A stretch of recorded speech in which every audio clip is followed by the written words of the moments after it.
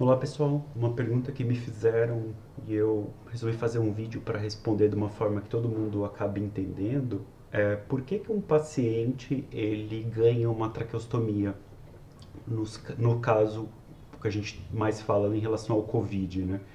Por que que esse paciente chega um momento que ele precisa ser traqueostomizado?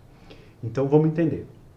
O paciente ele está com Covid, ele está com uma lesão pulmonar grave, né, um comprometimento pulmonar importante, ele não consegue ventilar sozinho, como eu falei no outro vídeo, então esse paciente é sedado e é entubado e vai para o respirador. Então o tubo nada mais é do que uma cânula, né, que passa pela boca, pela garganta, pelas pregas vocais e fica dentro da traqueia, jogando a pressão do ventilador. E esse tubo, ele tem um balão, que a função desse balão é vedar a via aérea, porque você joga a pressão, se você não tiver alguma coisa vedando, o ar sai em volta do tubo. Então, ele veda a via aérea para manter os pulmões pressurizados. Lembra que eu falei que o pulmão precisa ficar aberto naquele vídeo de ventilação? Então, é isso que acontece. Então, o tubo passa por todas essas estruturas até ele chegar na traqueia e ele fica lá fixo na traqueia e o ventilador ventilando.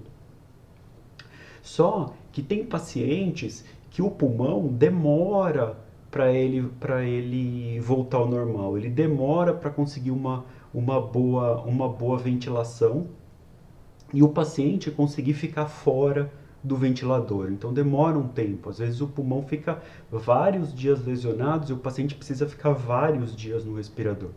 Então a gente tem uma data que a gente leva em consideração. Se o paciente ele vai ficar entubado por mais do que 10 a 14 dias, a gente pensa em fazer uma traqueostomia.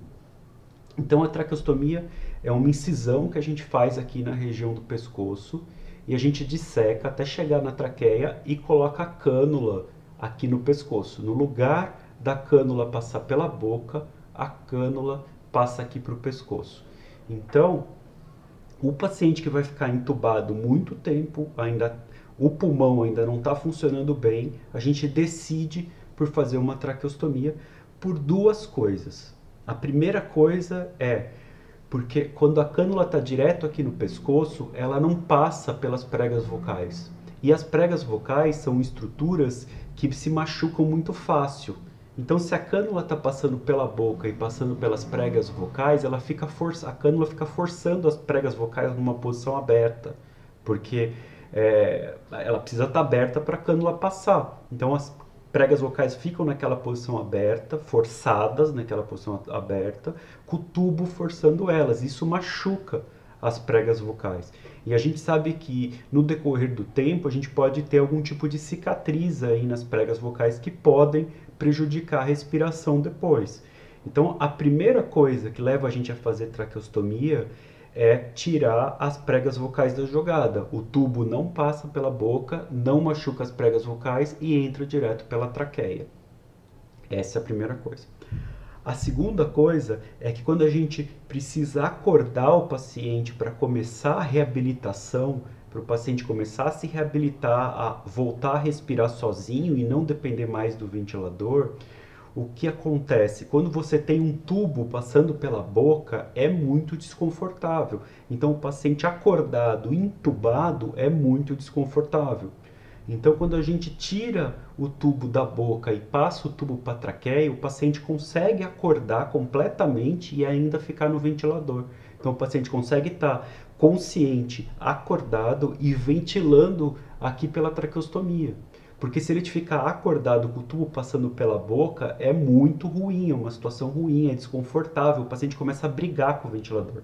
Brigar com o ventilador o paciente começa a respirar sozinho, o ventilador joga pressão, não entra em sincronia.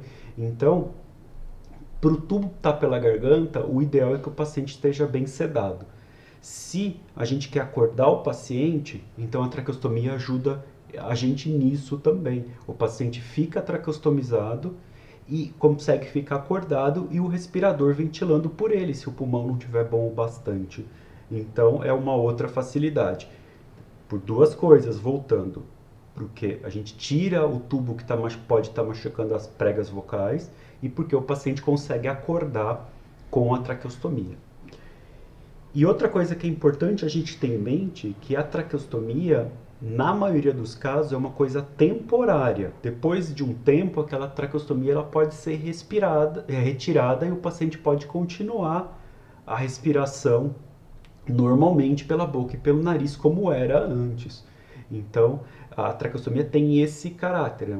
Ela pode ser de caráter temporário e o paciente recobra a respiração normalmente depois de um tempo. É só tirar e fechar. Mas a gente precisa ter certeza de algumas coisas. Se o paciente ficou entubado muito tempo, pode acontecer de uma coisa chamada disfagia. Disfagia é dificuldade para engolir. Então o paciente ele entra numa condição que ele precisa reaprender a coordenar a laringe e a faringe. A laringe é o tubo que leva o ar para a traqueia e a faringe é o tubo que leva a comida para o esôfago. Eles precisam estar muito bem coordenados, porque se eles não estiverem coordenados, quando o paciente bebe ou come alguma coisa, ela vai para o caminho errado. No lugar de ir para a faringe e para o esôfago, acaba caindo na traqueia. E daí a gente tem aí pneumonia, o paciente começa a cair comida ou mesmo saliva dentro da traqueia e com isso a gente tem maior chance de pneumonia. Então, uma coisa que a gente precisa saber antes de tirar a cânula de traqueostomia é como que está essa parte da deglutição. O paciente ele está engolindo bem, ele vai conseguir engolir bem saliva? Se falar sim, ó, ele está engolindo super bem, a saliva está descendo para o lugar certo, ele não está engasgando, ótimo. Então a gente pode tirar a traqueostomia e o paciente vai evoluir bem, voltando a respirar por cima e vai engolir sem que aquilo lá vá para o caminho errado. Entendeu, pessoal? Então, muito obrigado a todos que me acompanhem. Qualquer dúvida, eu estou à disposição.